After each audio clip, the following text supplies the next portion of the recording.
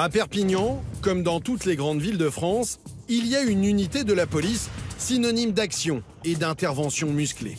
La BAC, Brigade Anticriminalité. Salut Régis! Ça va? Parmi ces hommes, Régis, brigadier chef.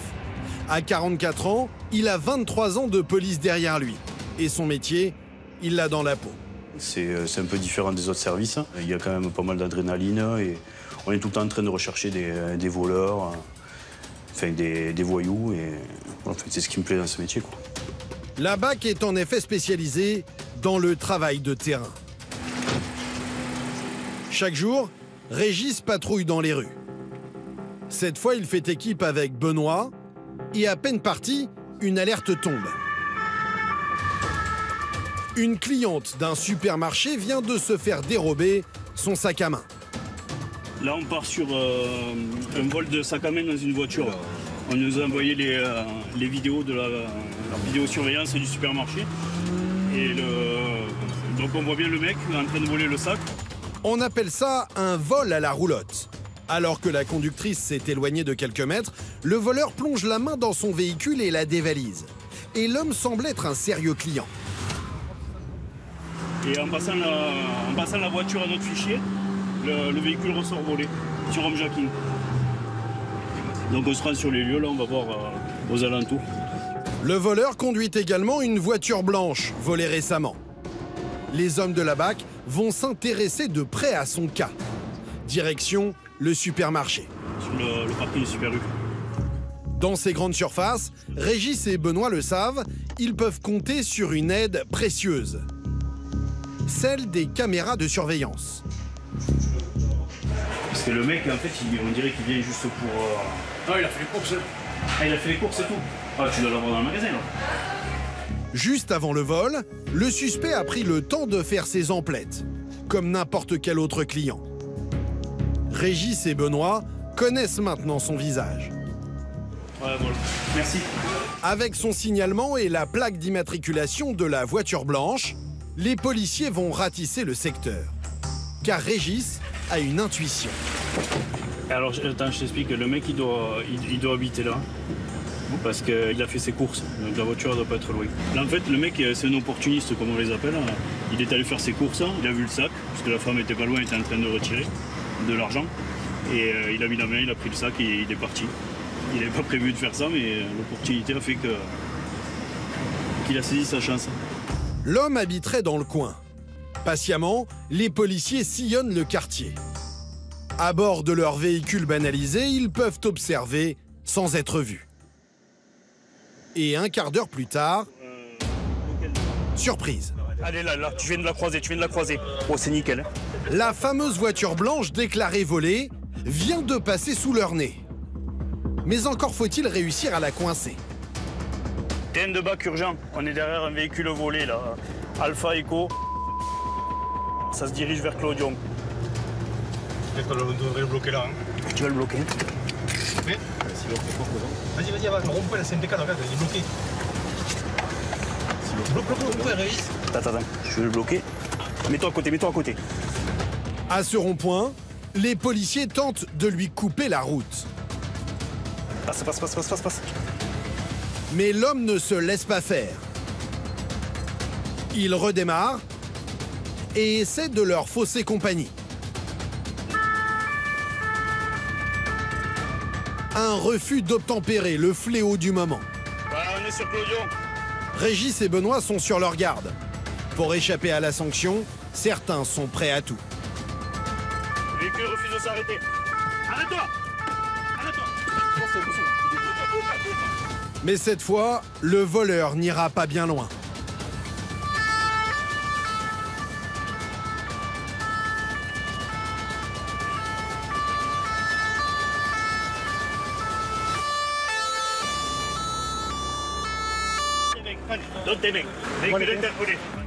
Voilà exactement la mission de la BAC. Interpeller un suspect quelques minutes seulement après les faits. Difficile ensuite pour lui de contester. Oh, il est où le sac? Hein? Le sac, il est où? Le sac de la Nord. Oui, que tu as pris sur le parking. Hein? Il est là encore? Il a vu, hein? Individu interpellé à bord d'un véhicule volé. Il venait de commettre un vol dans un véhicule boulevard des Noyers. Une autre patrouille conduit le suspect au commissariat. Pour Benoît et Régis, la journée commence bien. Faut avoir la chance dans ce métier aussi. Ouais, la chance, elle se provoque. Hein. On est dans le secteur, on tourne.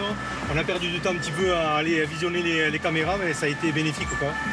Et ça nous a permis d'avoir la bonne immatriculation de la voiture. Ouais, surtout qu'elle pouvait être dans le secteur, quoi, vu que le mec il fait les courses. Le suspect est placé en garde à vue. Et en consultant leurs archives, les policiers découvrent qu'il n'en est pas à son coup d'essai. Lui, on l'avait déjà interpellé pour les mêmes faits en fait. Un vol de sac dans une autre voiture. Sauf que ça s'était moins bien passé que cette fois-ci. On avait fini, ça a été parti en refus d'obtempérer, donc la voiture avait fini dans un mur. Enfin, la sienne. Un récidiviste qui a encore une fois enchaîné les vols. Régis vient de présenter sa photo au propriétaire de la voiture blanche, volée quelques mois plus tôt. Ce véhicule il est volé sur homejacking au mois de janvier et il s'est avéré qu'il est reconnu par la victime du vol de véhicule. Donc en plus d'avoir volé le sac à cette dame cet après-midi, il a également volé la voiture. Grâce à l'intervention de la BAC, l'homme ne fera plus de victimes pendant quelques temps. Jugé en comparution immédiate, il a écopé de 15 mois de prison ferme.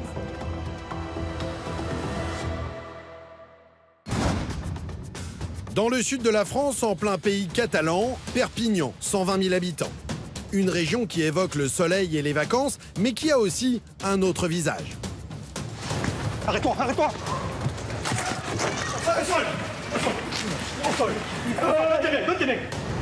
Vol, agression, trafic. Face à cette délinquance, 400 hommes de la police nationale. Et parmi eux, une unité prestigieuse, la BAC, Brigade Anticriminalité. Il fait toutes les voitures. Écoute-moi, on le laisse continuer. Il faut attendre qu'il vole un truc. 22 policiers spécialistes des interpellations, en flagrant délit. Arrête-toi! Qu'est-ce qu'il y a? Qu'est-ce qu'il y a? Toute l'année, ils tentent de surprendre les malfaiteurs, la main dans le sac. Par contre, le chien, écoute-moi, tu le lâches, je le flingue. Cambrioleurs, agresseurs ou trafiquants de stupéfiants. Oula, il y a un paquet de thunes. Vous suivrez Régis, 44 ans, face à un phénomène qui prend de l'ampleur dans cette ville, proche de la principauté d'Andorre, la contrebande de cigarettes. Je vais prendre le gris, moi, Gilles. Tu prends l'autre? D'accord. Tu bouges pas, hein? Il montra également un dispositif pour surprendre un dealer avec sa marchandise. Passe à la voiture, passe à la voiture. On va t'expliquer. Vous découvrirez aussi Benoît, 46 ans. Il devra gérer une agression au couteau. Donne les mecs, donne les mains derrière, donne les mecs. Donne les mains derrière. Il tentera aussi d'endiguer les fléaux de l'été, les vols de scooters ou de colliers à l'arraché. Ben, on va t'emmener voir l'OPJ, tu vas lui dire que tu as trouvé la poubelle, il va rigoler, il va te mettre en garde à vue. Non, ça... La BAC de Perpignan, des interpellations à répétition, mieux vaut être en pleine forme et rester philosophe. Il faut pas faire des conneries dans la vie. Ouais, oui, faut écouter les anciens. À Perpignan, il y a un fléau qui donne beaucoup de fil à retordre aux policiers de la BAC. La ville est située à seulement quelques kilomètres de la frontière espagnole et de la principauté d'Andorre, derrière ces montagnes. De quoi favoriser les trafics. En la matière, celui qui prend de plus en plus d'ampleur, c'est la contrebande de cigarettes. Les saisies se multiplient et pour cause, en France, un paquet coûte 10 € en moyenne, contre 4 € en Andorre. Sur le département, comme d'habitude, on a des problèmes liés aux stupéfiants. Et après, on a un nouveau problème qui fait que ça fait déjà 3-4 ans, là, où on a beaucoup de trafic de cigarettes, enfin de plus en plus. Parce que ça se voit à chaque coin de rue et notre proximité avec l'Andorre et l'Espagne fait que c'est une petite plaque tournante, les pots. Enfin, tout passe par là, quoi. Ces anciens voyous bandits qui étaient dans le trafic de stupéfiants. Donc ils ont pris le créneau de cigarettes. Certainement parce que les peines sont moins lourdes et c'est fait judiciairement, je pense qu'ils prennent moins de risques. Et de Perpignan, après, Toutes ces cigarettes partent partout en France. L'année dernière, plus de 7 tonnes de cigarettes ont été saisies dans la région. Dans quelques heures, Régis et ses collègues auront peut-être une chance de porter un nouveau coup aux trafiquants.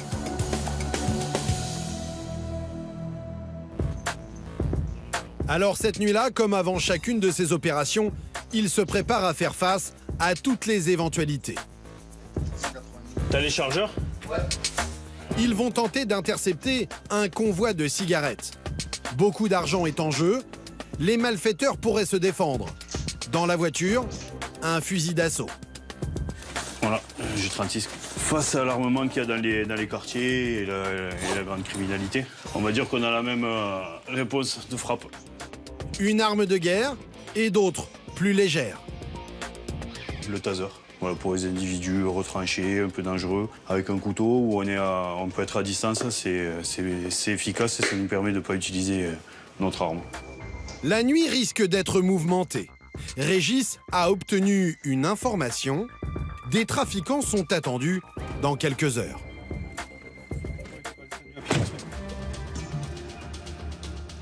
Direction la frontière espagnole.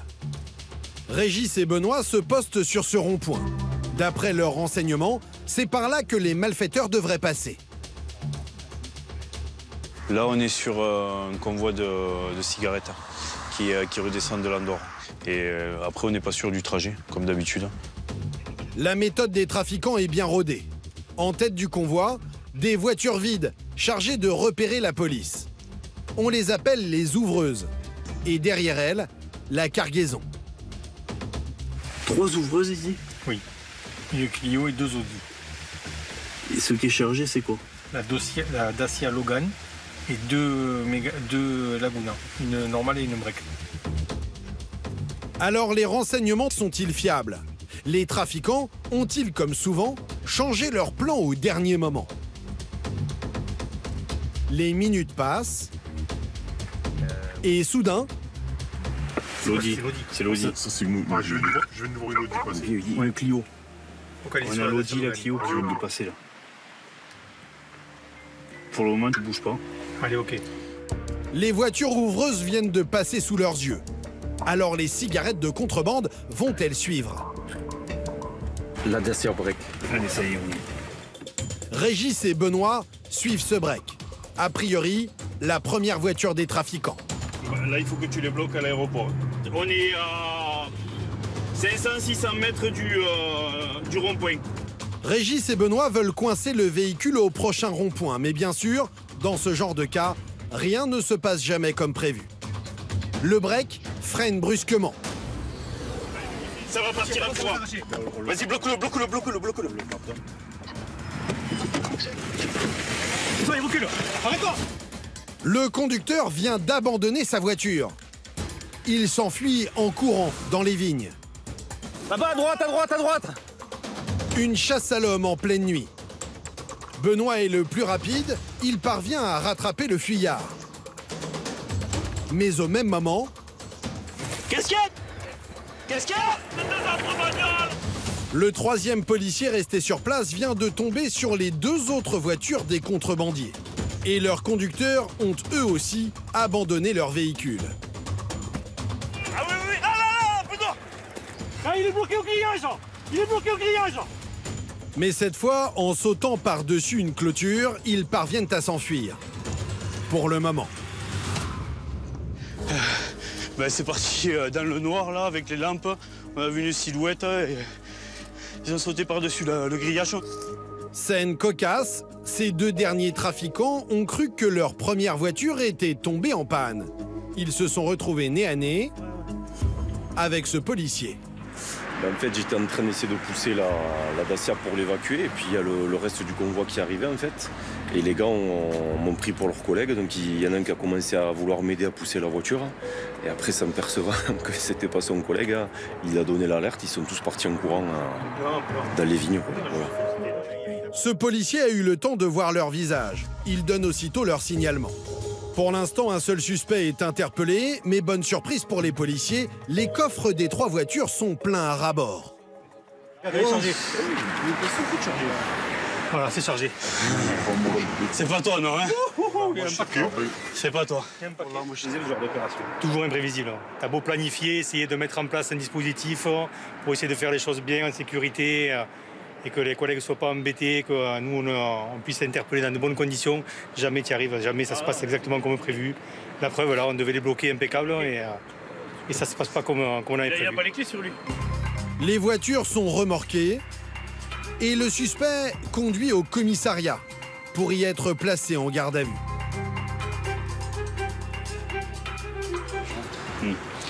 Bon, allez, viens avec moi.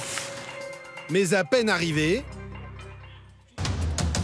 Benoît repart aussitôt. Une caméra de la ville vient de repérer les deux fuyards qui ont réussi à rejoindre Perpignan.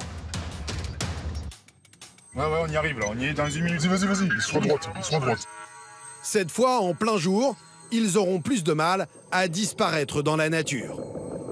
Je vais prendre le gris, moi, Gilles. Tu prends l'autre? Reste là, tu bouges pas.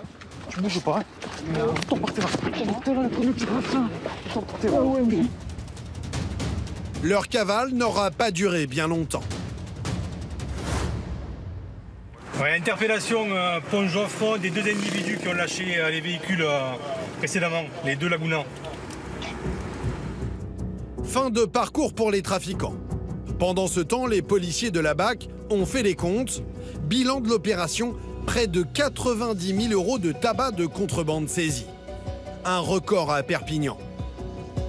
Une belle récompense pour le groupe de Régis et Benoît, qui encore une fois n'ont pas dormi de la nuit. Quand on voit, on est super content du boulot, donc on ne s'attendait pas à ce que ça soit une prise aussi grosse. Donc là, on approche je crois qu'on est déjà dans les 600 cartouches, il y a à peu près, sur la première voiture, 800 paquets de tabac en plus. Et il y a encore une voiture qui est pleine, donc on est super content, quoi. Fatigué, mais on est content. Plus précisément, 671 cartouches et 1200 paquets de tabac à rouler qui seront bientôt détruits. De quoi faire mal aux trafiquants qui perdent une jolie somme. 2, 4, 6, regarde s'ils y sont tous là. On leur a fait mal au portefeuille, comme on dit. C'est une grosse prise pour vous? Pour nous, oui. Enfin, à la BAC, là, même sur le commissariat, je crois que c'est le record. En théorie, ces trafiquants risquent une forte amende, jusqu'à 500 000 €. Mais pour l'éviter, les réseaux emploient souvent des clandestins, comme les 3 hommes arrêtés ce jour-là. Ils seront relâchés et convoqués dans quelques semaines devant un tribunal.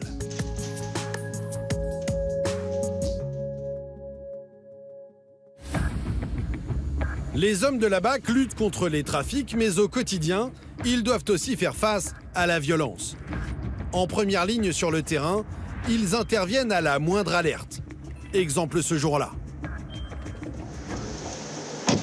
Nous retrouvons Benoît. À 46 ans, ce brigadier chef totalise 24 années de police au compteur. Et il le sait, certaines interventions peuvent rapidement déraper.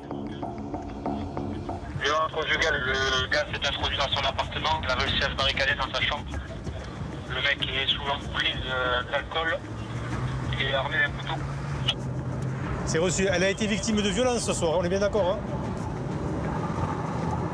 Je ne mets pas le temps. Ça m'a juste dit que l'individu avait pénétré l'appartement, il était armé d'un couteau et avait menacé de la planter. Un homme armé d'un couteau menacerait sa compagne. Le genre d'affaire que les forces de l'ordre prennent toujours très au sérieux. En France, une femme meurt tous les 3 jours sous les coups de son compagnon. Je prendrais le taser quand même. Comme à chaque fois, Benoît se prépare au pire. Sur place, d'autres policiers viennent lui prêter main forte. Bonjour, c'est la police, vous pouvez ouvrir s'il vous plaît? Dans ce genre de cas, la BAC ne prend aucun risque. Face à un homme potentiellement armé, ils doivent d'abord assurer la sécurité de tous. Merci. Bonjour, monsieur. On va partir, regardez. Il a tout cassé. Entraînez. Il avait un pistolet. Allez. Un couteau. Non, il n'y a pas de doucement. Il n'y a pas de doucement. Allez. C'est moi qui vais couper là. C'est moi qui vais couper là. Ça, c'est pas grave. Allez. Donne les mains. Donne les mains derrière. Donne les mains. Donne les mains derrière. L'homme qui semble avoir beaucoup bu refuse de se laisser contrôler. Benoît et ses collègues doivent montrer les muscles. C'est bon. Faut noter. Le couteau, il est où? Tu t'es mis le couteau. Allez, lève-toi. J'ai pas fait l'autre. Tiens, assieds-toi là. Vous avez consommé de l'alcool? Ouais, ça sent un peu. Hein. Mais comme souvent dans ces histoires de couple, l'affaire se complique. Dans son propre intérêt, les policiers voudraient que la jeune femme porte plainte. Et dans un premier temps, elle affirme vouloir le faire. Il y a eu quoi? Menace de mort? Menace avec un couteau, ouais. Comme d'habitude, menace de mort, j'ai porté plainte. Ça servait à rien. J'avais prévenu que je la menace, mais ce soir, je peux plus. Mais quelques minutes plus tard, elle change de discours. J'ai pas envie de porter plainte parce que c'est un truc de... C'est une grosse responsabilité. Si je fais ça, je sais qu'ils vont en prison et j'ai pas envie de... Alors on fait quoi? On le laisse avec vous et on le laisse faire alors. Comme souvent, la victime cherche à protéger son compagnon. Benoît demande l'avis d'un officier de police judiciaire. Bon, si vous avez COPJ, vous rentrez l'individu au central et pour la requérante, sera auditionné. C'est reçu. Vous allez recevoir une convocation. Si vous ne voulez pas venir de vous-même, vous serez convoqué pour être entendu. La jeune femme devra expliquer pourquoi elle a fait appel aux policiers. L'homme, déjà connu pour violence conjugale, est conduit au commissariat. Dans ces affaires, le procureur peut désormais poursuivre un suspect, même sans plainte. Allez mon grand, on y va. Alors qu'il quitte l'appartement, il proteste et affirme être un compagnon exemplaire qui s'acquitte même des tâches ménagères. La taille de ma mère. Allez. J'ai frotté, il y a le balai, j'ai fait la vaisselle, j'ai fait même le lit, j'ai fait plein de trucs. Pour Benoît, le plus important, c'est de ne pas laisser la victime seule avec son compagnon en état d'ivresse. T'assois là. Qu'est-ce que vous avez consommé là ce soir? De l'alcool, beaucoup? L'équivalent de quoi? Vous avez bu quoi? De bière. La tension retombe. Benoît est soulagé. Les policiers redoutent ce genre d'affaires qui peuvent très vite dégénérer. Faut pas s'amuser dans la vie. On est calme, nous, on ne s'énerve pas. Il faut pas faire des conneries dans la vie. Ne te tracasse pas, ça va tout s'arranger. Mais oui. Après, Il faut écouter les anciens.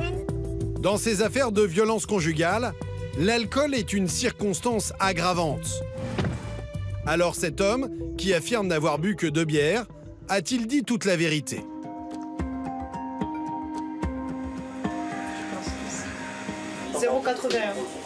Allez, go. On va aller voir le PJ. 1,6 g d'alcool dans le sang. Impossible d'afficher un tel taux avec seulement 2 bières. L'homme passera la nuit en dégrisement. Les hommes de la BAC sont de plus en plus souvent confrontés à ces cas de violence, souvent difficiles à gérer. Quand on arrive, de suite, il ne veut pas se laisser contrôler.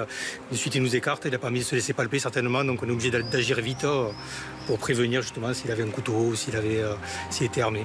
Le gros problème, c'est que quand on arrive, que la dame ne veut plus déposer plainte. Une fois que tout est maîtrisé, qu'elle est hors de danger, elle doit certainement avoir peur derrière et il y a un refus total de déposer plainte. Entendu après avoir dessoulé, le suspect sera finalement poursuivi pour violence aggravée sur sa compagne, avec arme et en état d'ébriété. En 2021, dans le département, 2 femmes ont été tuées par leurs conjoints, 101 à travers le pays.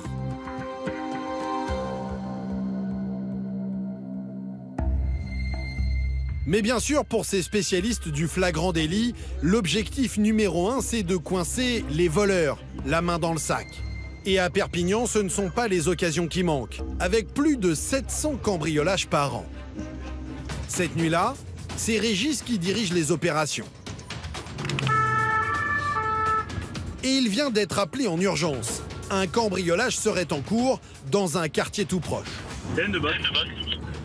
Voilà, vous savez si c'est une habitation? Régis et ses collègues sont rapidement sur place. Et on y est là. Et dans la nuit, à peine sortis du véhicule, ils repèrent plusieurs silhouettes qui prennent la fuite.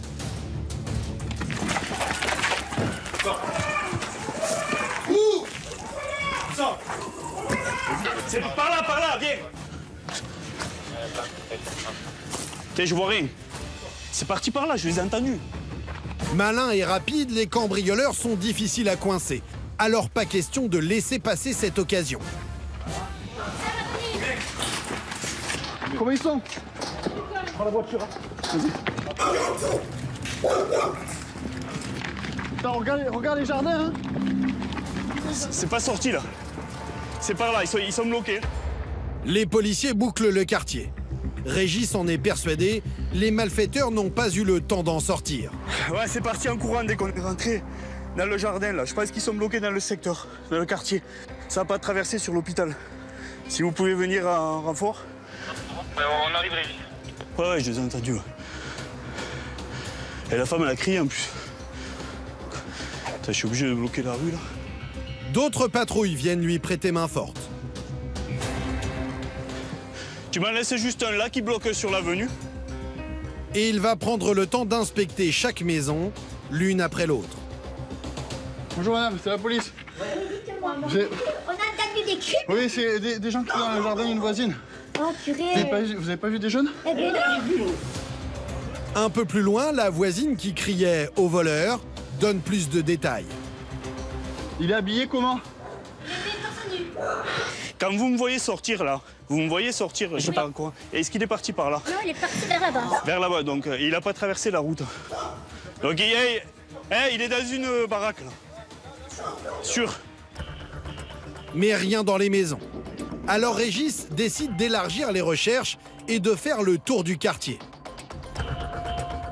Comme à chaque fois, il va s'intéresser à tous les hommes qu'il croise et qui pourraient correspondre au signalement. Bonjour, c'est la police. Reste là. Ouais, j'ai acheté une tacos, là, et je rentre. J'ai envie de... C'est pas moi. C'est pas moi. De toute façon, on va dire, si c'est pas toi, elle va te reconnaître, elle va dire c'est pas lui, et tu repars. Oui. Ah ouais, mais c'est pas moi. J'aurais du kebab. Pour en avoir le cœur net, les policiers présentent cet homme à la voisine qui a vu les cambrioleurs s'enfuir. C'est pas très lié, non, j'ai acheté une tacos, c'est pas moi. J'ai acheté un sandwich. Il avait une casquette. Non, il avait des cheveux. Non. Allez, ok, c'est bon. Voilà, bon. Mais il y a un autre moyen de coincer des cambrioleurs. Trouver leurs empreintes. Je sais pas comment est foutue la maison. Régis trouvera peut-être des indices dans la maison qu'ils ont pris pour cible. Ah, venez, on va faire la baraque quand même, elle a été faite. Ah, il a fait péter le cadenas. À chaque fois, c'est le même spectacle. Chaque pièce a été visitée, chaque tiroir vidé. Les cambrioleurs n'emportent que les objets de valeur faciles à transporter. Bijoux ou argent liquide. C'était fouillé là. Ah oui, non mais il a tout fait. Il est rentré par là. En fait? Ben je sais pas, il y a la fenêtre pétée et le garage pété. Oui, il a tout fouillé de fou. Hein. Ah oui, il est resté un moment. Cette fois, la victime, c'est une vieille dame absente cette nuit-là. Son fils vient constater les dégâts. Bonjour. Et il a fait une découverte qui pourrait bien aider l'enquête. Il y a une chose intéressante, c'est qu'il a laissé sa trottinette. Ah, bien. Les cambrioleurs n'ont pas eu le temps de récupérer leurs moyens de transport. Vous le préciserez aux collègues qui vont venir? Oui, oui. D'autres policiers viendront relever des empreintes. Pour cette fois, les cambrioleurs s'en sortent bien. Ça fait 20 ans que j'ai pas eu crié au voleur.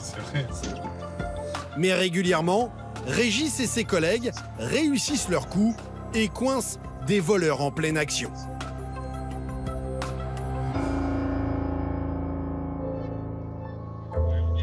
Quelques heures plus tard, nous retrouvons Benoît. Et pour l'instant, la nuit est plutôt calme. Quelques infractions routières, comme cette plaque de scooter masquée grossièrement avec du scotch, une technique bien connue pour échapper au radar. Bonjour. Qu'est-ce que tu fais avec cette plaque masquée là? Oui. À qui est ce scooter? Et pourquoi tu caches la plaque? Je vous le dis en vérité, c'est le petit kilomètre. Allez, eh bien il faut pas. Non, c'est vrai, vous avez raison. Mais il est pas volé. Je sais pas, montrons les papiers, voyons. Vérification faite, le scooter n'est pas déclaré volé. Benoît garde ses forces pour des affaires plus graves. L'homme s'en tire avec une simple mise en garde. C'est reçu, merci. Bon, c'est bon, hein, plus de bêtises comme ça. Tu dis au petit qu'elle fasse plus. Non, je ne peux pas. Allez. Et quelques minutes plus tard, c'est une intervention bien plus sérieuse qui va lui tomber dessus. Des riverains ont repéré un individu suspect rôdant autour de voitures en stationnement. Un individu torse nu avec un short et il porte un gant blanc sur la main gauche. Et un sac à dos bandoulière noir là-dessus. Ouais, c'est reçu, on est à proximité, on va regarder un petit peu ce qu'il fait. Le mec, il essaye d'ouvrir les voitures. Ça fait plusieurs voitures qu'il essaye d'ouvrir. Il clenche les serrures, donc il actionne les poignées, voir s'il y a les voitures ouvertes, certainement pour voler à l'intérieur. Peut-être un voleur à la roulotte que Benoît et ses collègues peuvent surprendre en flagrant délit. Coup de chance, ils ne sont pas très loin et arrivent rapidement sur place. Tu crois la radio, Gilles? Gilles, je t'appelle moi. Tu veux passer de l'autre côté? Ils vont tenter de le cueillir en pleine action. Mais pour ça, ils doivent l'observer de près pour être sûrs de trouver sur lui des preuves de ses vols. Et dans les rues, ils ne vont pas tarder à croiser sa route. Il est là. On l'a vu. Il est en train d'essayer d'ouvrir les voitures. La description correspond. Un short, une casquette vissée sur la tête et un gant à la main gauche. Une filature discrète commence. Il est allé où?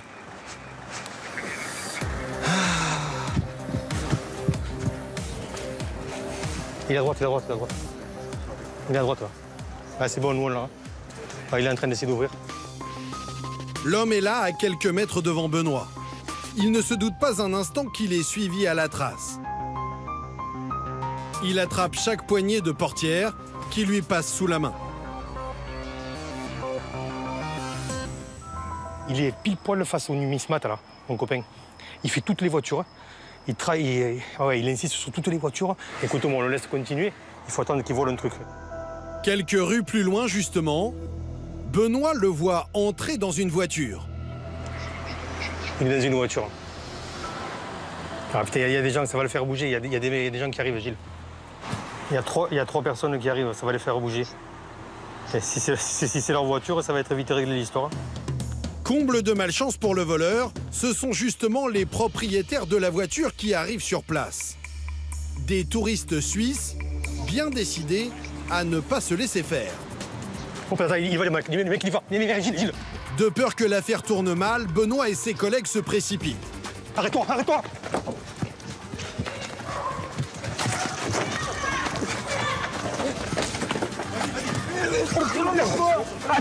Où ça, au sol! Au sol! Donne tes mains! C'est bon, c'est bon. Donne tes mains! Détends-toi. Vas-y, lâche. C'est bon. Donne-moi ta main. Putain, je regarde si tu veux. Donne-moi ta main. Lâche. Donne-moi. Lâche. Lâche le t-shirt, lâche. Ça va casser. Si tu donnes pas.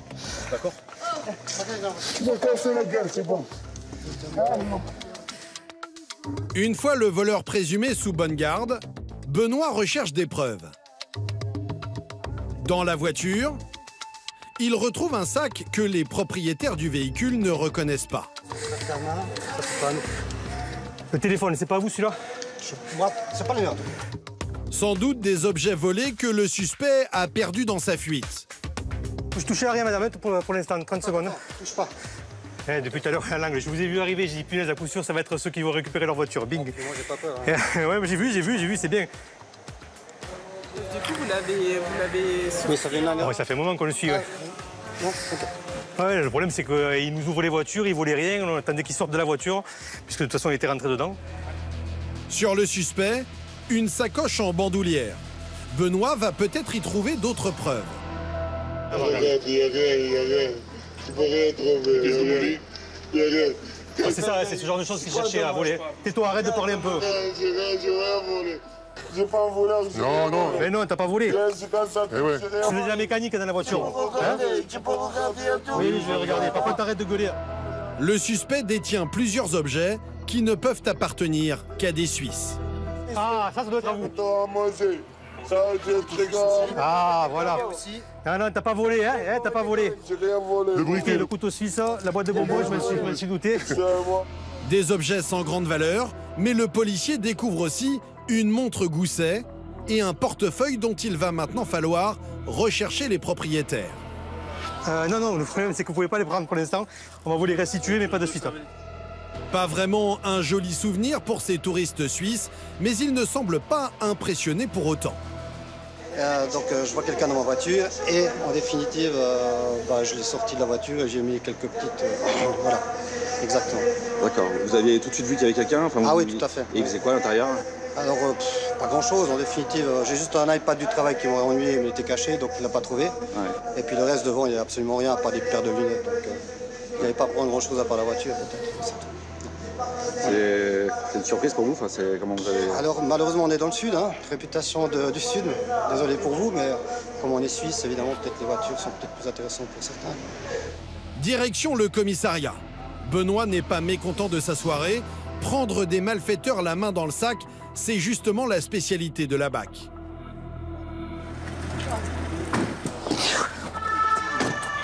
Il faut que ce soit les propriétaires de la voiture. Il y a 3 personnes qui sont passées dans cette rue, c'était les 3 propriétaires de la voiture, incroyable. Pour nous, c'est une belle interpelle, oui, bien sûr. C'est une belle interpelle, on a suivi le gars, on l'a laissé faire, on le suit, ça finit par payer, ouais.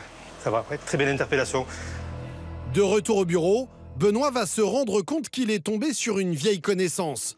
L'homme a déjà un joli palmarès à son actif. Il disait qu'il n'était pas voleur. Je ne suis pas voleur, mais bon, je me suis fait attraper 10 fois pour vol. Ça revient maintenant à la mode. Ça s'était calmé un petit peu là et ça revient de nouveau. Disons que c'est des vols qui sont faciles, quoi. Il n'y a pas besoin de matériel, il n'y a pas besoin de... C'est des vols opportunistes. Hein. Les gars, ils passent, c'est la voiture qui est ouverte. Donc c'est rapide, simple, efficace. En situation irrégulière, l'homme a été placé dans un centre de rétention administrative. Jugé quelques jours plus tard, il devait être expulsé, mais il a fait appel de cette décision.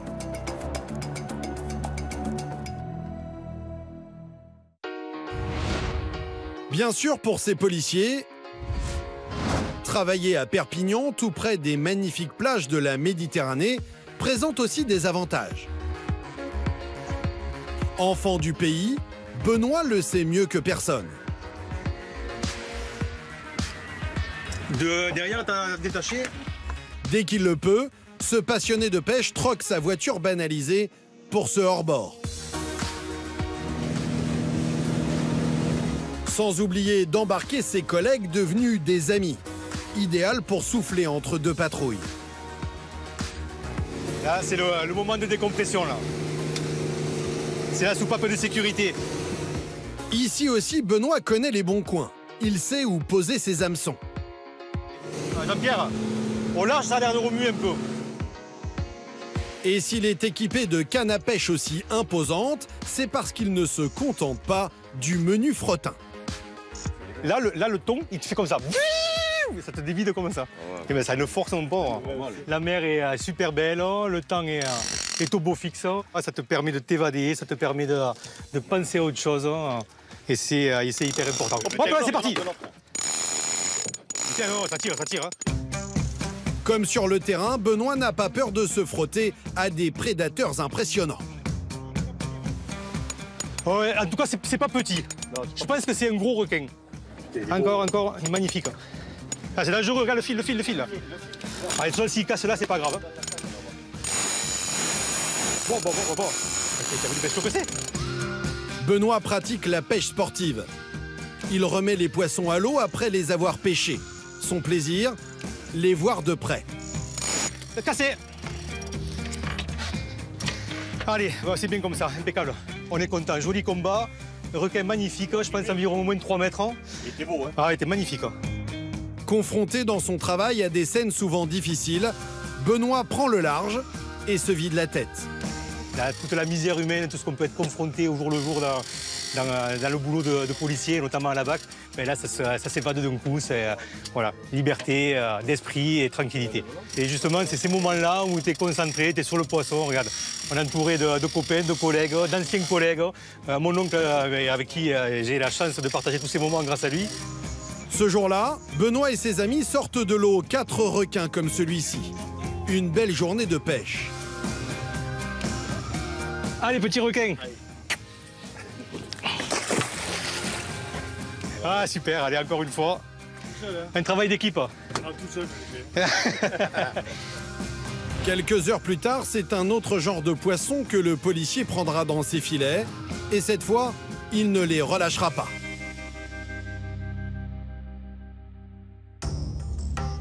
Car au chapitre des vols, il y a un autre phénomène qui l'été occupe presque chaque jour les policiers de la BAC.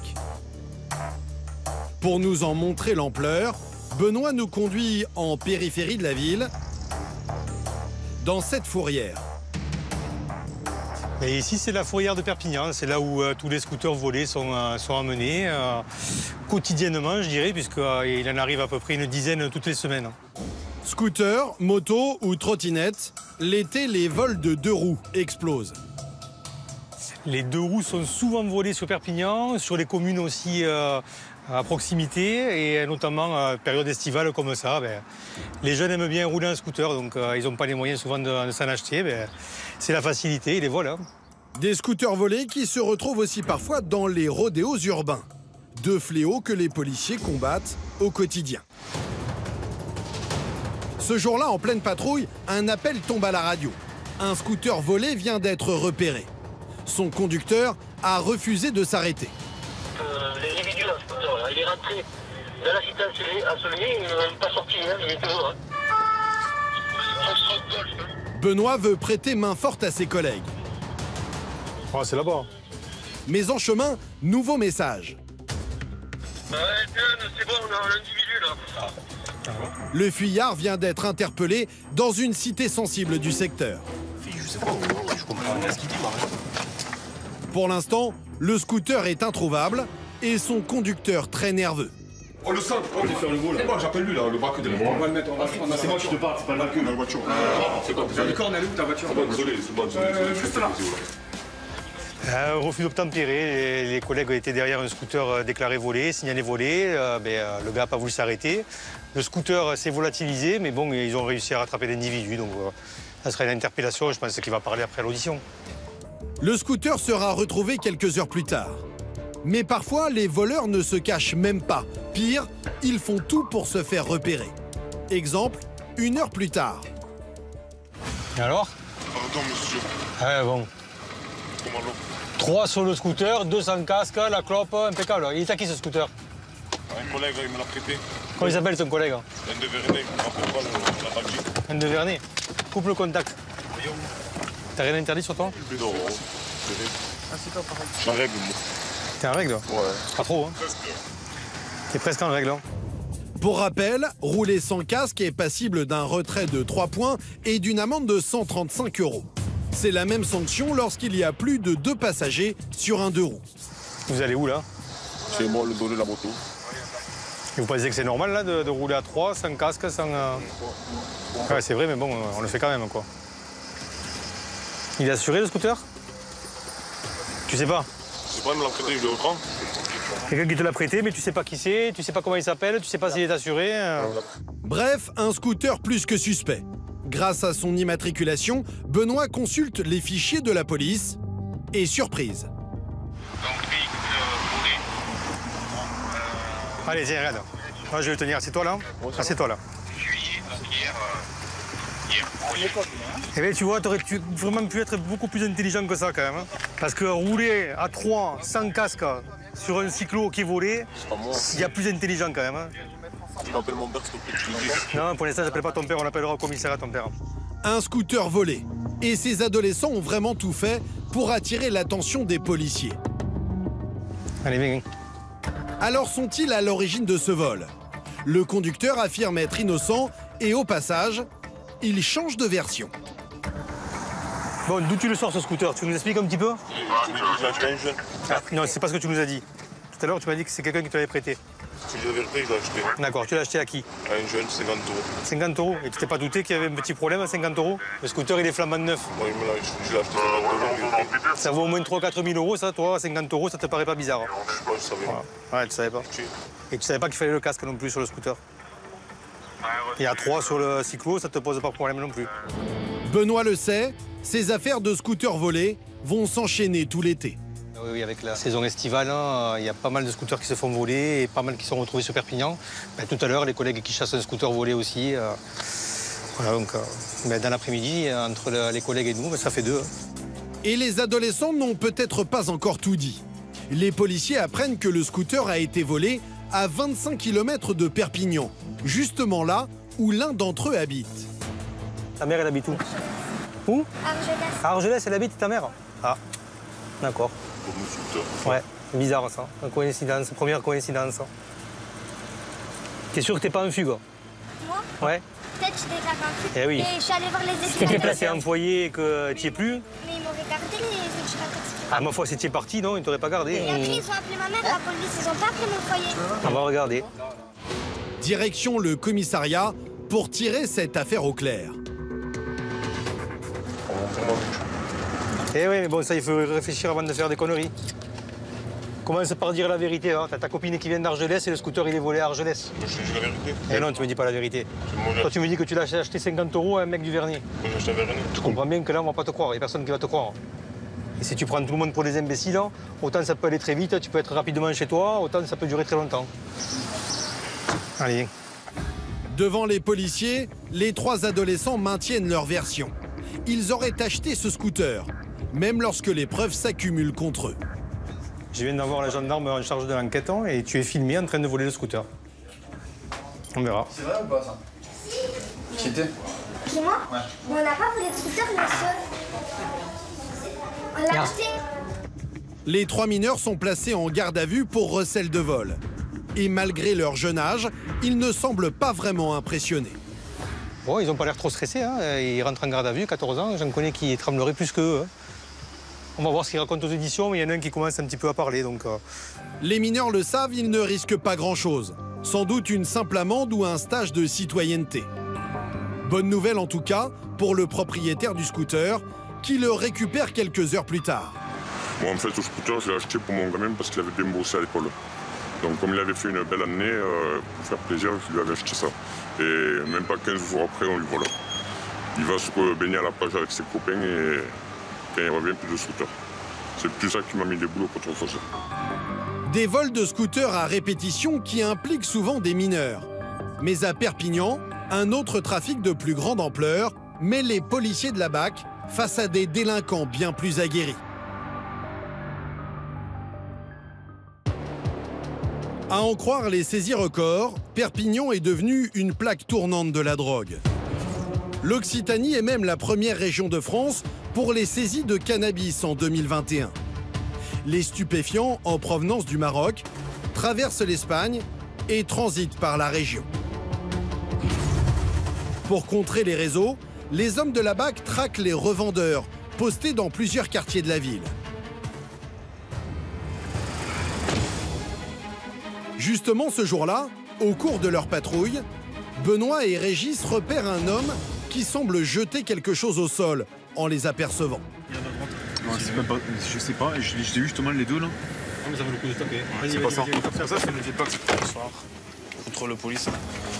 À l'intérieur de ce 4x4, un homme jeune et un autre plus âgé, visiblement contrariés de voir débarquer la police. Lui mets tes mains là, tarte, les jambes. Et sors-moi ce que t'as dans sa coche, tu le mets là, sur le capot.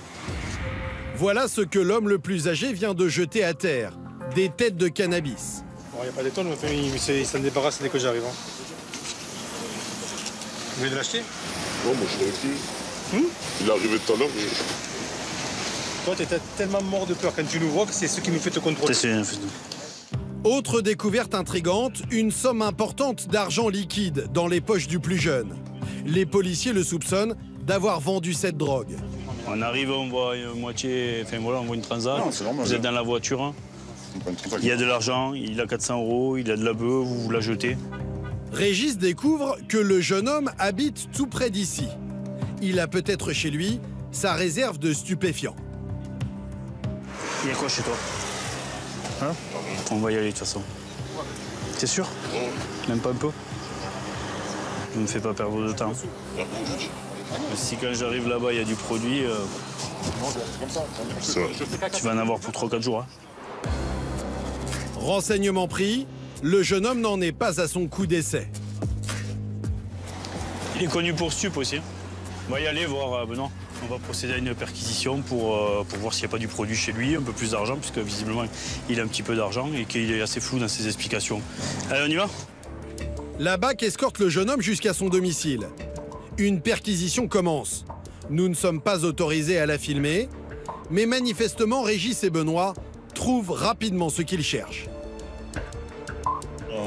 Oula, il y a un paquet de thunes. Voilà pourquoi un policier doit ouvrir l'œil. Cette transaction repérée dans la rue débouche sur une découverte intéressante. La perquisition, on a trouvé un petit peu de produits, à peu près 100 grammes de bœuf. Et par contre, on a trouvé pas mal d'argent. Et ça doit approcher les 10 000 € en liquide. Donc après, l'enquête va faire son cours pour voir ce qu'il en est, d'où ça provient et compagnie. Sous scellé, voici le résultat de la perquisition. Le jeune homme sera placé en garde à vue. Pour trafic de stupéfiants, il risque jusqu'à 5 ans de prison et 75 000 € d'amende.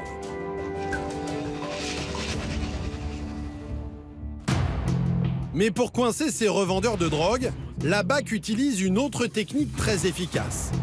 Démonstration le lendemain matin. Benoît et Régis ciblent un haut lieu de la revente de stupéfiants. C'est le plus gros point de Perpignan. Ouais, c'est l'endroit où il y a le plus de revendeurs de cannabis et coke. Il s'agit d'une place. Régis et Benoît vont se poster à proximité. Et ils vont d'abord s'intéresser aux clients des dealers. Alors on a un collègue qui est en surveillance aux abords, normalement personne ne le voit.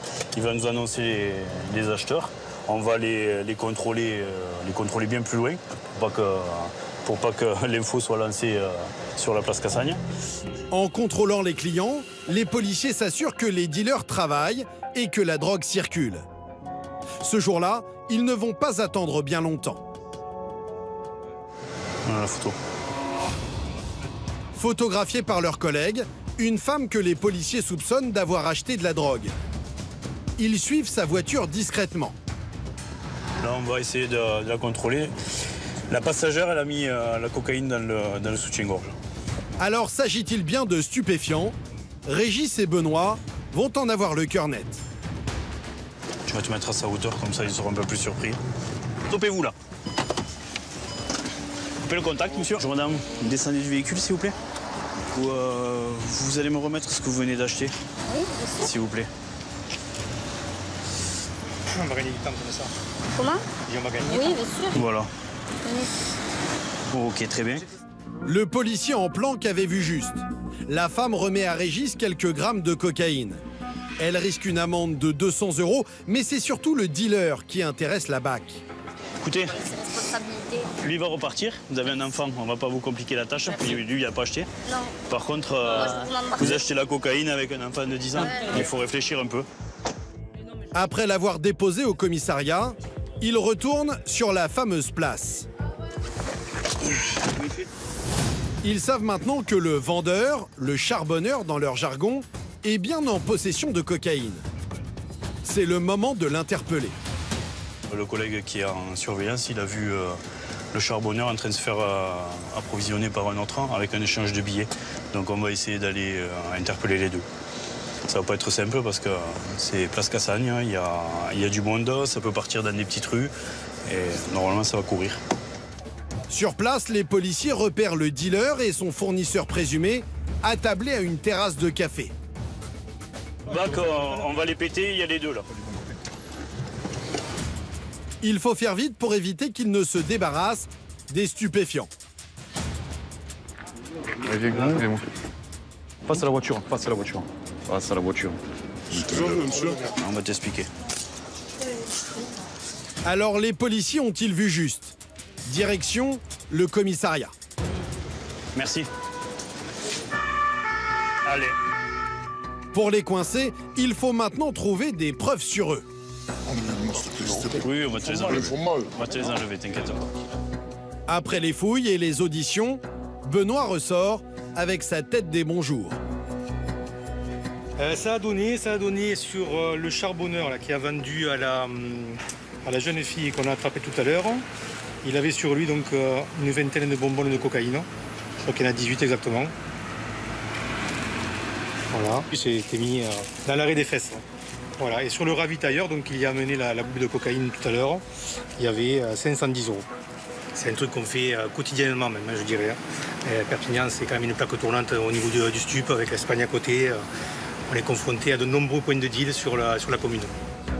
Pour trafic de stupéfiants, les deux hommes risquent jusqu'à 5 ans de prison et 75 000 € d'amende.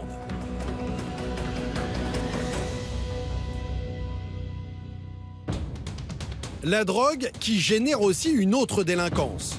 Pour se payer leur dose, certains toxicomanes multiplient les vols et font courir les policiers de la BAC. Exemple, ce jour-là. Benoît et ses collègues traversent la ville en urgence. Un commerçant vient d'être victime d'un vol. Un vol d'une tablette dans un restaurant au centre-ville. Apparemment, le voleur sera encore à proximité. Dans une galerie commerciale, un homme vient de dérober une tablette chez ce glacier. Mais une fois sur place, ni voleur ni victime. Nous sommes sur place, il n'y a personne au quai Vauban. C'est bien au 37, c'est le glacier. Ça va durer. Bon, le requérant s'est déplacé, donc il est au niveau boulevard de la France libre. Il a couru après. Si le propriétaire du commerce tente de se faire justice lui-même, l'affaire peut très mal se terminer. Pas une seconde à perdre. Les policiers parviennent à le joindre par téléphone. Vous êtes où exactement? Il dit qu'il a de visu. On doit le suivre, non? Sa voiture est arrêtée sur le bas-côté. Bonjour. Ah d'accord, ok, merci. Allez, on va le voir. Avec l'un de ses amis, le commerçant a tenté de rattraper le voleur. Ouais, montez, si vous voulez. Il l'a perdu une centaine de mètres plus loin. Il est passé là. Ouais. Il n'y a pas 36 solutions. Il est habillé comment? T-shirt blanc, cheveux longs, noirs attachés. À mon avis, il est passé là-bas. Dessous là? Ouais, je pense. Là, je suis moi là. Franchement, je ne vois pas d'autre alternative. Parce qu'il n'a pas eu le temps de se barrer. Franchement, il a pris cette direction. La piste mène sous ce pont, un lieu qui sert de refuge aux SDF. Tandis que Benoît inspecte les environs, le commerçant raconte. Il a reconnu son voleur. Son ex est une cliente à nous. Elle était chez nous quand mon gars m'appelle, on vient de se faire chourer la tablette par l'ex improbable. Ah d'accord. Et elle nous dit, c'est cherchez pas, il est SDF, il est devenu SDF, à tous les coups, il va le revendre à la... Non mais du coup, elle sait qui c'est? Ah oui, mais on sait tous qui c'est. L'homme serait tombé dans la misère et Benoît ne va pas tarder à retrouver sa trace. Viens! Par contre, le chien, écoute-moi, tu le lâches, je le flingue. Dans ce campement de fortune, Benoît est tombé nez à nez avec le suspect. L'homme n'oppose aucune résistance, mais pas de trace de la tablette. Elle est où? Je l'ai vendu. Non, tu n'as pas vendu encore, c'est pas vrai. Si, c'est pas... Non, c'est pas vrai encore. Si, vous pouvez. T'as combien de temps? Ferme la gueule, il est une demi-heure. Cet homme, Benoît le connaît bien. Il est toxicomane et enchaîne les vols. C'est ainsi qu'il se paie ses doses de drogue. T'en as pas marre que de faire des conneries? T'es à la rue. Oh, 3 fois une semaine. 3 fois une semaine. T'as pas d'argent, t'as pas de cam, t'as rien du tout. Il y a demi-heure, t'as vendu et tu t'es déjà foutu tous les produits de la vente. Bah arrête tes conneries. Lève le t-shirt, voir si t'as pas de tablette dessous, toi. Tourne. Ouais, tu vas décrocher ton chien, tu vas dégager de là. Impossible de mettre la main sur la tablette. Le toxicomane sera placé en garde à vue. Il comparaîtra pour ce vol dans quelques semaines. Les vols qui occupent les policiers de la BAC presque chaque jour. Et ces dernières années, ce sont les métaux qui intéressent les malfaiteurs. Du collier en or au fil de cuivre, en passant par les plaques d'égout, leur revente peut rapporter gros. Ce jour-là, Régis et Benoît vont encore une fois le constater. Un de leurs indices leur a donné une information intéressante. Un homme tenterait de revendre un collier en or volé. Régis prévient ses collègues. Il essaie de vendre une gourmette, une chaîne arrachée. Vous êtes où, là, vous?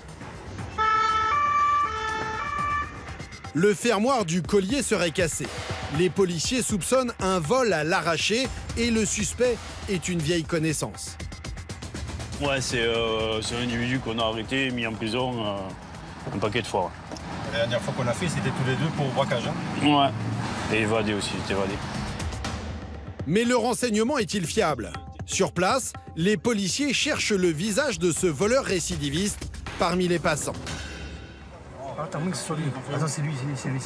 Tape le mec à gauche là. Ce que je te dis, Régis. Mets-toi là, arrête, détends-toi. Bouge. Allez, lève tes mains des poches.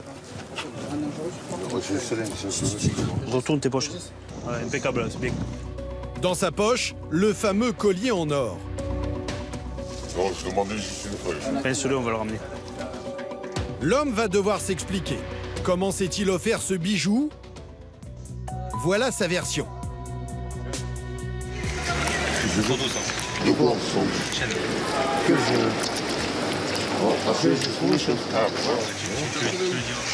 Dans les poubelles, tu as trouvé une belle chaîne en or. Il l'aurait tout simplement trouvé. Difficile à croire. J'ai trouvé ça. Tu le diras.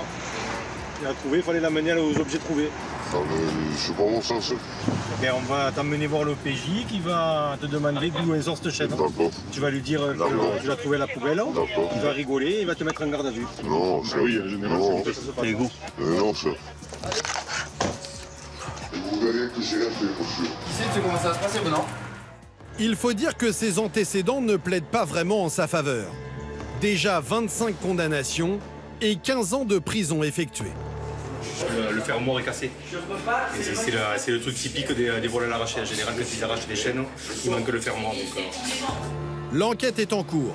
Si le collier est déclaré volé, l'homme risque 5 ans de prison et 375 000 € d'amende pour recel. Et la journée des voleurs de métaux ne s'arrête pas là. Les hommes de la BAC ne le savent pas encore. Pour l'instant, ils partent pour un cambriolage en cours dans une société. Ces 3 couleurs blanches. Les individus, ils sont masqués. Ils sont en train de dépouiller le local. Ouais, reçu, BAC Alpha et bravo, on y monte de suite. 2 individus en train de dévaliser une entreprise. Benoît et ses collègues ont une chance de les coincer en flagrant délit. On part sur des individus qui dépouillent un local. Là. Donc on a deux voitures sans plaque, on n'en sait pas plus. Donc on y monte discrètement, je ne mets pas le gyro parce qu'on n'est pas loin. Mais dans les rues de Perpignan, c'est l'heure de pointe. Pas facile de se frayer un chemin. Ah purée! Pas mal ça.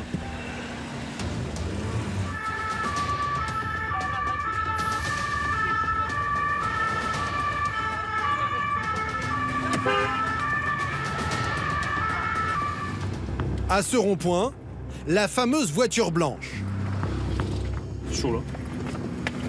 Ah, qui c'est Paul Legrand. Oh putain, oui. Les voleurs, un homme et une femme, ont été arrêtés par une autre patrouille. Encore une fois, Régis et Benoît connaissent bien ces visages. Qu'est-ce que ça fait? À l'arrière de leur voiture, un gros chargement d'aluminium. Un métal dont le prix a doublé en 2 ans et qui se revend aujourd'hui 2,50 € le kilo. Je te demande de t'asseoir, tu t'assois, point final. Non, je m'assois pas. Si, je te dis de t'asseoir. Tranquille, moi. Arrête. Je suis tranquille. Assieds-toi. Bien sûr. Mais alors, raison de plus. Oui. Vous me contrôlez, frère. Si je fais la ferraille, on dirait que je ne vends pas d'ici. Qu'est-ce que tu veux? Pour l'instant, tu veux signer le contrat. Calme-toi. D'où tu viens de le prendre? Je fais la ferraille, mon père, tu le sais, il fait la ferraille. Oui, t'énerve pas. On t'a fait pour autre chose. Tu me connais, en vrai. Je passe au quartier, je te lave la main, je te respecte, tu me rends fou. Non, on te dit de t'asseoir. Mais j'aime pas, tu me connais. T'asseoir, ça me se passe bien. Direction le commissariat. Et avec cette jeune femme, la tension monte encore d'un cran. Ne tiens pas. Ne tiens pas. Allez, vas-y, monte. Fais attention parce que tes menaces, ça va bien. Je viens de ce soir. C'est pas fini. Fini ou pas fini, ça risque de finir. Moi aussi, je casse pas. Comme un homme. Les 2 suspects risquent 375 000 € d'amende et 5 ans de prison, mais pas de quoi les arrêter, à en croire Régis. Ils sont multirécidivistes pour vol. Enfin, ils se font arrêter 4 ou 5 fois dans l'année, ils ont fait je sais pas combien de prison. Des policiers qui traquent les délinquants au quotidien, mais qui volent aussi parfois au secours de la population. Eux qui sont souvent les premiers sur place, en cas d'alerte.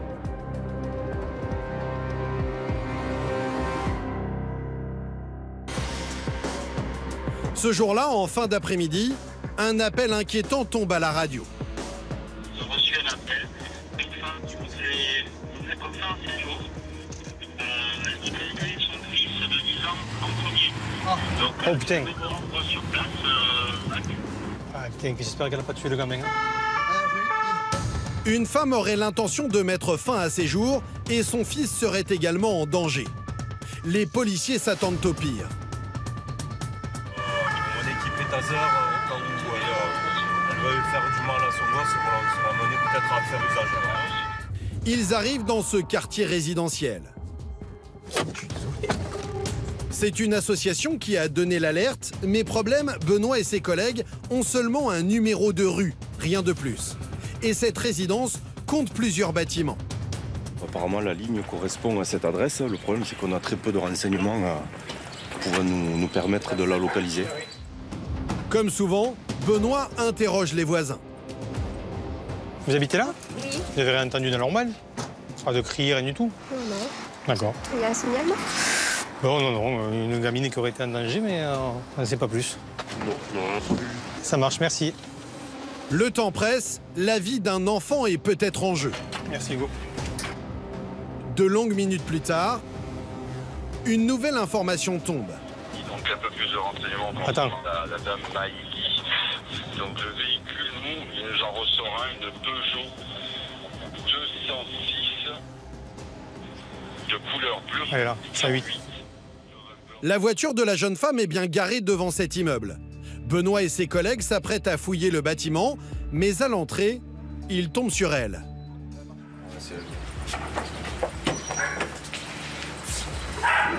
Bonjour. Bonjour, madame. C'est bon. Qu'est-ce qui se passe alors? C'est une blague en fait. Non, c'est pas une blague, non? On appelle pour avoir un peu de réconfort. Oui. Ben. Oui. On peut vous réconforter. Il y a qui en haut chez vous là? Il n'y a personne, juste mon chien. On va aller voir. Bah, allez-y. Vous nous accompagnez? La jeune femme semble à bout de nerfs. La priorité des policiers, s'assurer que son fils va bien. Je vois des enfants, là, ils sont où les enfants? Il est pas là. Il est où? Avec son père. Il est avec son papa là? Ouais, mais il est revenu tout à l'heure. Il habite ici aussi, le papa? Il va vous le ramener? C'est pour ça qu'il faut que je me reprenne en main. Mais bien sûr. Il n'y a rien de plus important qu'un enfant quand même. Moi j'en ai 3. Je sais de quoi je parle. Pas de crainte pour l'enfant, mais Benoît va prendre le temps de discuter avec la jeune femme. S'il la quitte dans cet état, elle pourrait commettre l'irréparable. Après, je blague pas avec vous quand je vous dis qu'on est là aussi pour réconforter. S'il y a un problème, on peut en parler. Hein. Je vois bien qu'il y a un problème. C'est pas parce qu'on a un flingue et des menottes qu'on est là pour arrêter les gens. Mais par contre, nous, on a reçu un appel comme quoi vous étiez en détresse. Hein. Vous voulez faire une connerie. C'est bien ça, si vous avez fait là. Mais ça change quoi, et ma foi. Si on peut essayer d'en parler et d'éviter que vous fassiez une bêtise, c'est peut-être mieux, non? Il y a quelque chose, c'est pas du tout. Qu'est-ce qui se passe hein? Il se passe rien. Les enfants sont où? Moi, c'est ça qui me... Ça va les couilles. J'aurais jamais dû avoir d'enfant. J'aurais jamais dû. Alors, vous voulez quoi, alors? C'est quoi la solution? Dites-moi, c'est quoi? Qu'est-ce que vous voulez faire, vous? Ça, le problème, je vous explique. Ça sera pas possible. Voilà, donc moi, je veux bien qu'on essaye de trouver un arrangement ensemble, qu'on essaye de trucs. Moi, je vais pas vous laisser tout seul sans me parler à quelqu'un, sans me parler à un docteur, sans me parler à quelqu'un. C'est pas possible, ça. Quand on fait des démarches comme vous avez fait, là, il faut assumer aussi les conséquences derrière. Et au contraire, moi, je trouve que c'est courageux, la démarche que vous avez fait. La jeune femme sombre dans la dépression. Pour ne rien arranger, elle a consommé de l'alcool. Benoît ne veut pas la laisser seule une seule seconde. La voiture. T'as appelé quelqu'un? Il y a le pompier qui vient. Ah ouais, ça va. Parce que, au courant déjà, le pompier. Elle est saoule. Elle a bu. Et deux, elle attend que son fils y rentre à 18h. Mais bon, tu comprends bien qu'elle en a marre. Les pompiers prennent le relais. Des missions qui relèvent davantage de l'assistance sociale que de la BAC. Mais grâce à son intervention, un drame a peut-être été évité ce jour-là. Il y a le médecin régulateur qui va venir avec une voiture là, de l'hôpital. Et ils vont discuter avec elle en attendant que sa mère elle arrive.